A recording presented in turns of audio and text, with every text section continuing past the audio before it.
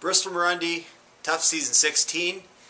We're going into the second episode, and learning how to live in a house with 15 other guys wasn't easy, and my sleeping situation was crazy.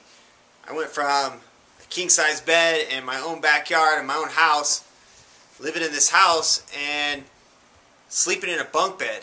Could not sleep. My mattress was like this thick on a sheet of plywood. Took me forever to fall asleep, and I'd wake up 10 times a night. So that was hard. And dealing with the other guys wasn't easy either.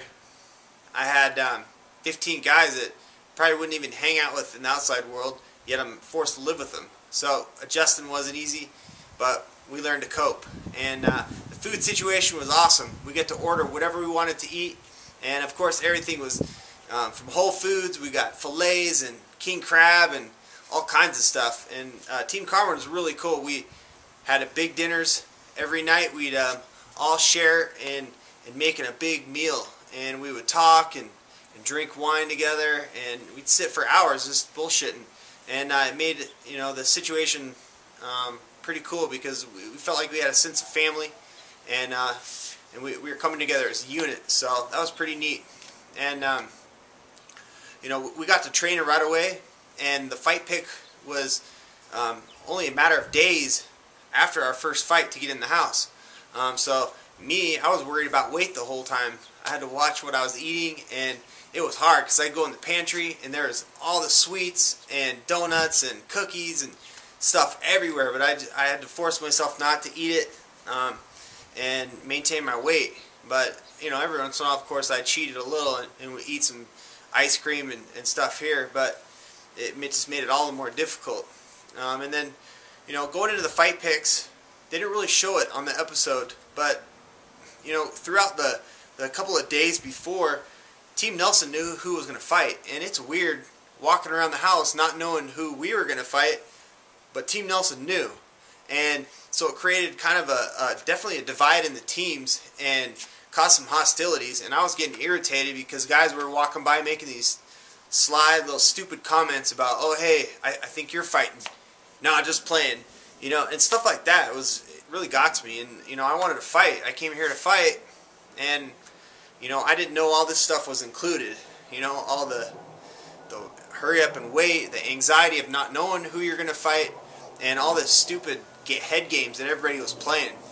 I'm not good at that, and I don't want to do it. I just want to fight. And so I had to learn how to cope with that and shut things off and not be irritated by everybody around me. And then, when we went to the fight picks, it was all of us sitting in our bleachers, and there's Nelson up there, and we don't know who's going to fight. There's a lot of tension and anxiety in this, and none of us have ever been in a situation like this before.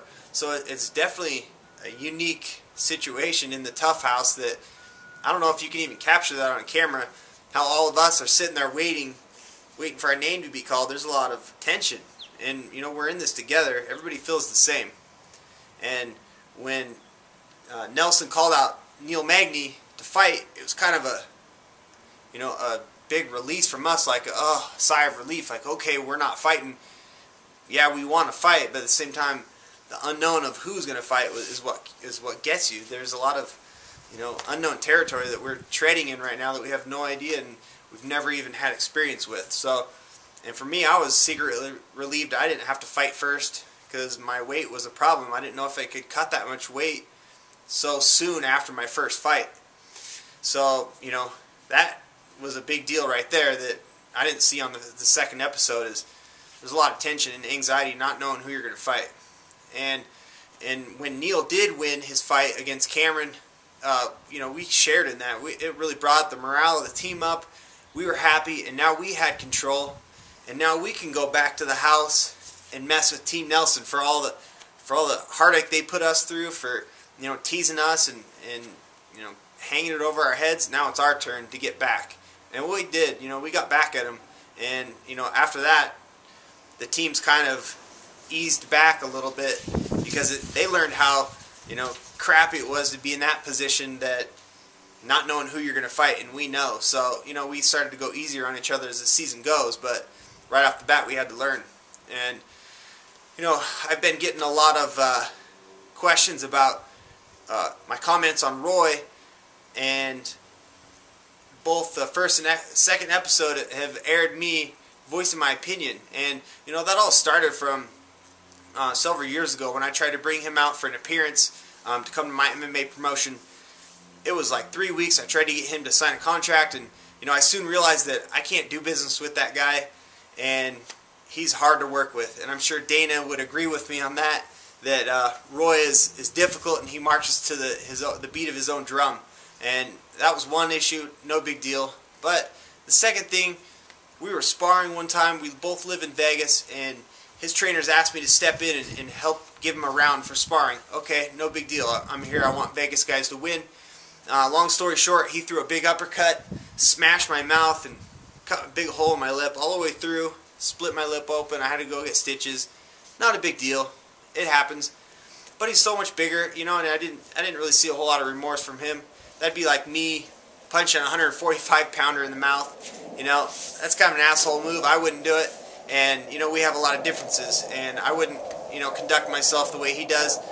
That's it. I'm just voicing my opinion. I wish him no ill will. I want him to be successful, but not at my expense. And, you know, good luck to him. And that's it. Enough said. So, you know, the first season coming in, this is crazy. A lot's happening. Living in the house is not easy, but we're figuring it out, and things get crazier and crazier as time goes on. And stay tuned, because there will be more, and we'll talk to you guys next week.